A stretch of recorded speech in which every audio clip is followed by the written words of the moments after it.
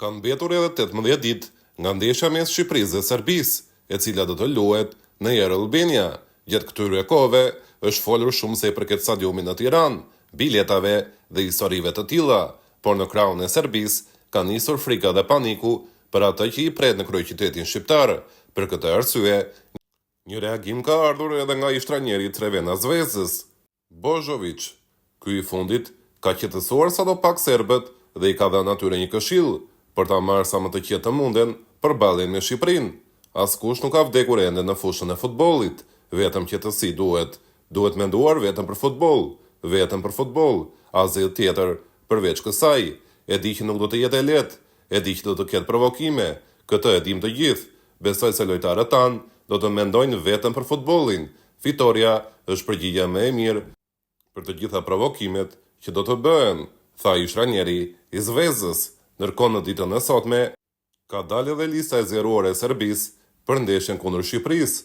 Në të përfshihet edhe sulmuesi kualitativ i Serbisë, Aleksandar Mitrović, që tani është pjesë e Al Hilalit në Arabinë Saudite, atje ku është mundur nga Mario Mitaj, i cili festoi zyrtarisht titullin kampion me Al Ittihadin, pavarësisht përplasjeve që kishte në kohët e fundit me trajnerin e Serbisë për hir të Shqipërisë. Këto konflikte janë shuar dhe sulmuesi do të jetë pjesë e Serbisë në ndeshjen kundër kuqezinjve. Nga ana tjetër, vjetër e mungesa e portierit të Torinos, Vanja Miliković-Savić, që në 2 javët e fundit është shkatëruar nga mesfushorët e Shqipërisë. Në fillim me Kristian Aslanin në ndeshjen kundër Interit, atje ku Aslani realizoi nga pika e bardhë e penalltisë, dhe më pas me Ylber Ramadanin të Lecce, por ky i fundit shënoi një prerë të vërtet nga distanca, duke realizuar golin më të bukur të javës në Serie A, pikërisht ndaj portierit serb, i cili për fat të keq nuk do të jetë pjesë në ndeshjen kundër Shqipërisë, dhe shqiptarët e njihnin shumë mirë portën e tij. Përpos këtyre, ka edhe një tjetër zhvillim nga Serbia.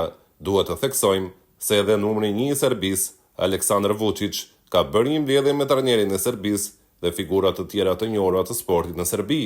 Vučić është ndalur edhe të ndeshja që do të zhvillohet në Air Albania, duke i kërkuar ekipit që të dalin vetëm me fitore nga kjo përballje në Tiranë. Presioni i shtuar, frika gjithashtu në Serbi ka nisur të mendojnë seriozisht vetë për ndeshjen që do të kenë me Shqipërinë, megjithse kjo është vetëm ndeshja e tyre e parë në rrugën kualifikuese të botrorit.